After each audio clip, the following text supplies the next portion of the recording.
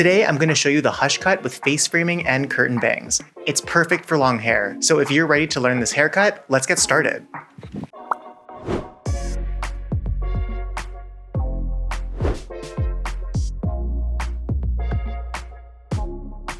You're just going to start the sectioning with a middle part to divide the left and right sides. Now you're going to take a section from the crown to the ear to separate the top and back. I would suggest making your partings first to make sure that they're balanced on both sides, and then you can use the clips to section them away.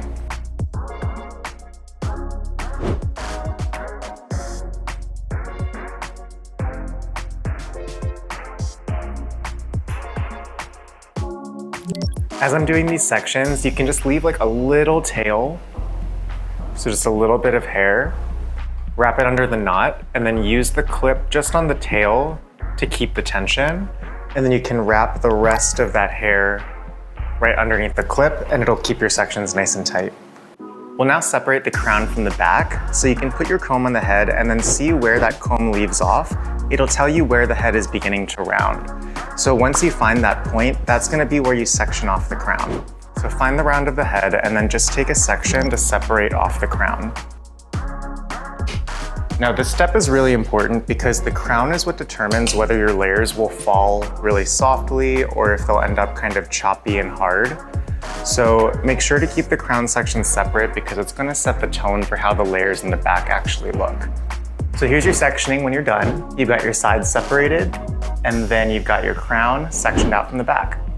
So this is where your main layering is going to start. You'll blend it into the back, but we're going to start with the face framing in the front.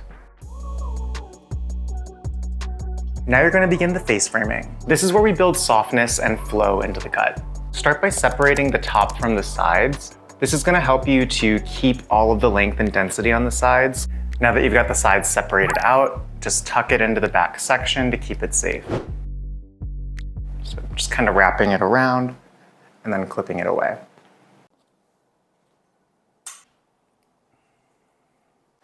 A good way to know where you want to split it is just to look for where the hairline begins to recede or where it kind of curves.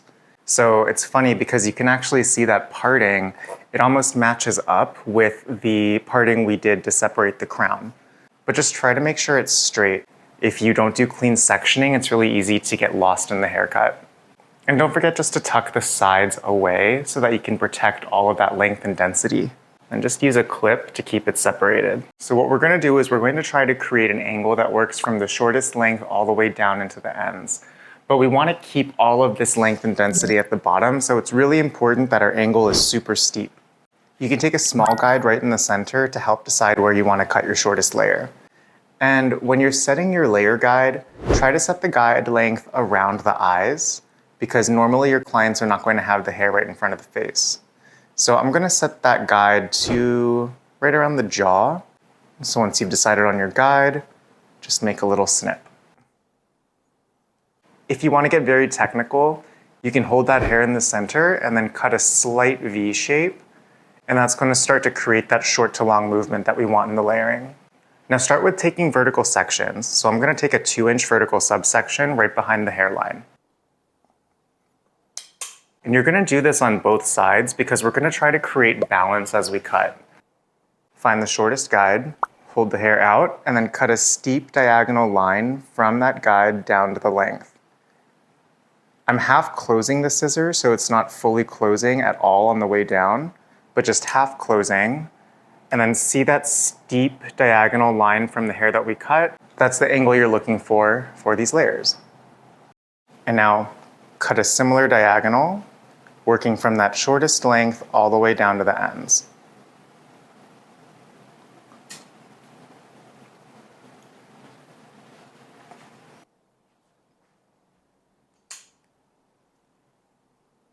So we're taking another subsection, and once again, we'll pull it to the guide. And once you find your guide underneath, all you have to do is connect it. So essentially, this is kind of like a form of condensed cutting where we create a guide and then we're bringing all of our sections to that guide to cut. So this makes it really easy because you don't have to create multiple guides, you just have one step. All you've got to do is take your sections and pull them to that stationary guideline in the front. When you're over-directing hair, you're going to maintain length and weight in the opposite direction of the cut. So by pulling the hair forward, we're creating layers that are shorter in the front and will get longer towards the back.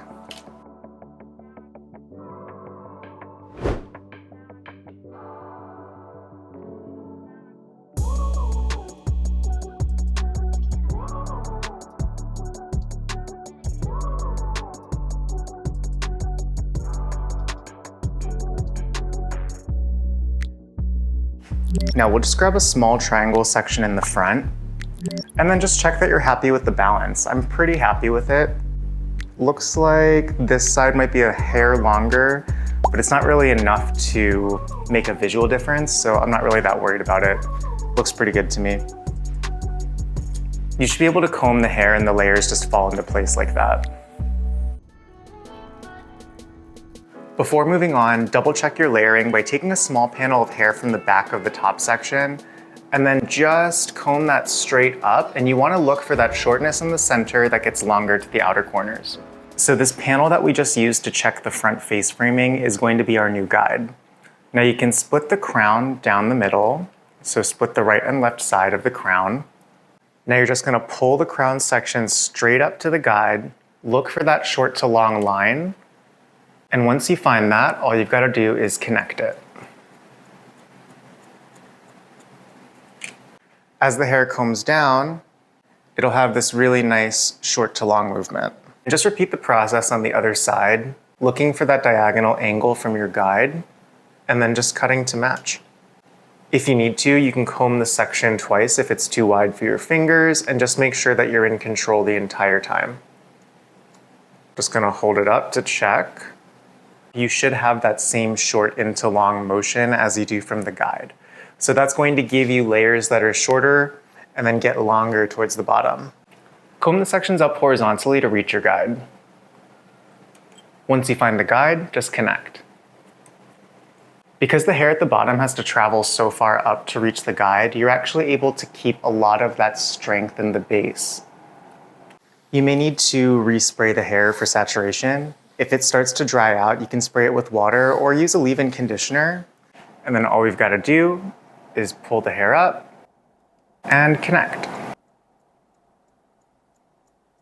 Then we'll just continue working our way across.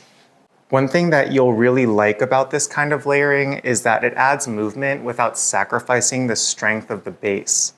So many times when we're layering hair, we tend to take too much off of the base of the hair, and then it makes the ends look really thin. So this is a way to blend those layers while still keeping all of that strength at the bottom, so you have a really thick end result. You can comb the ends to the back and then just cut it square if you want to maintain the most fullness. So we were doing a lot of U shapes and V shapes, but I think we're going to see more square shaped ends as we move into 2025. Because a lot of people are trying to keep their hair really thick. So if you do a V shape, that's part of the reason why your hair might feel thin. It's because you're taking away all of this density from the sides, so you lose that nice thickness at the bottom. I even trimmed these ends, but they don't actually match where the sides are. So I'm just not going to cut the length on the sides. They're already short. I think they kind of layer these heads even before they actually come to you a little bit. So I'm not going to be able to cut too much more off the sides without taking away all of that length. Section out a triangle in the front, about as wide as the outer corners of the eyes. Now cut the length of the section to the jawline. Then take a small piece of hair in the center and cut that shortest guide to the bridge of the nose. Now connect the center guide to the longer jawline pieces with a diagonal line. When you comb the hair back out, it should have a really nice curtain bank effect. This is a technique that you could also use similarly if you wanted something even like the Sabrina Carpenter fringe. A trick is to actually over-direct to the opposite side. That way you can more easily create that diagonal line. And just like we did with the layering, comb the bangs forward and then just check that you're happy with the balance of your arc shape. So if you comb it forward, it should be shortest in the center and then longer to the outer corners. Then just finish it off by blending it into the sides. So take a little bit of hair in front of the ear, comb that hair forward. Now you can blend a little bit more face framing in. Just make sure it goes all the way down into the length. We're only gonna do this short layering really towards this front section because we don't wanna take everything else so short. So just be sure you're only really cutting the outline and you're leaving all of this density behind it. And then just blend all the way down into the length. Now we've got a really cool kind of like face framing look going on. These kind of layers also look really cute for if you ever wanna wear the hair up.